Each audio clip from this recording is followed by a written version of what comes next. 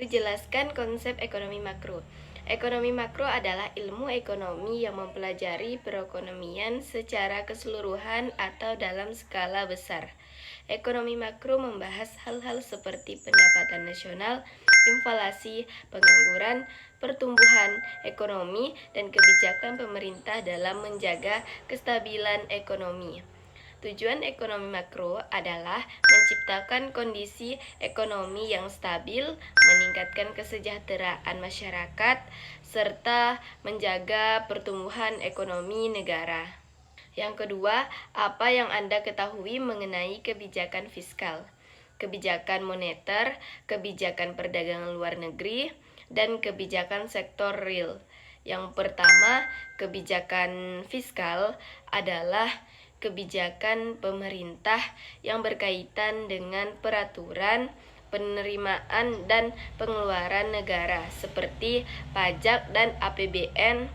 Tujuannya untuk meningkatkan pertumbuhan ekonomi dan mengurangi pengangguran. Yang kedua, kebijakan moneter adalah kebijakan yang dilakukan Bank Sentral, yaitu Bank Indonesia, dalam mengatur jumlah uang beredar dan suku bunga untuk menjaga stabilitas ekonomi dan mengendalikan inflasi.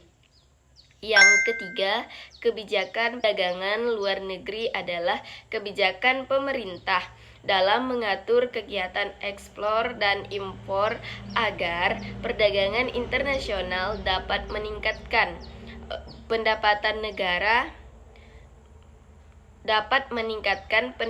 negara dan melindungi produk dalam negeri.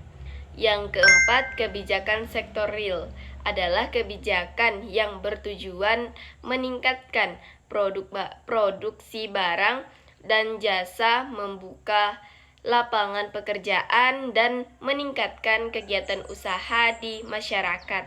Nomor 3, jelaskan upaya pemerintahan dalam beberapa bidang.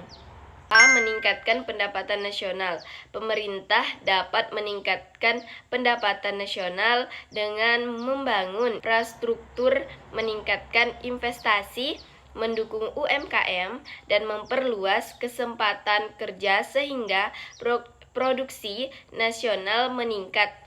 B. Membuka kesempatan lapangan pekerjaan. Pemerintah dapat membuka lapangan kerja melalui pembangunan industri, pelatihan tenaga kerja, program padat karya, dan mendukung usaha kecil menengah. C.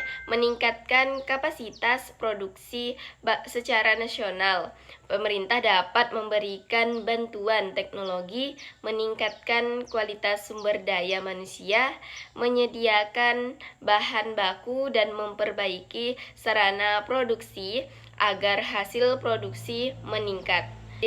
Mengendalikan inflasi. Pemerintah dan Bank Indonesia dapat mengendalikan inflasi dengan mengatur jumlah uang beredar, menjaga kestabilan harga kebutuhan pokok, dan meningkatkan produksi barang. Menjaga stabilitas ekonomi. Pemerintah menjaga stabilitas ekonomi melalui kebijakan fiskal dan moneter yang tepat, menjaga nilai tukar rupiah, dan meningkatkan kepercayaan masyarakat terhadap ekonomi negara. F. Meningkatkan neraca pembayaran ekonomi. Pemerintahan dapat meningkatkan ekspor, mengurangi impor yang berlebihan, menarik investasi asing, dan meningkatkan daya asing produk lokal. Keempat, jelaskan manfaat mempelajari ekonomi makro.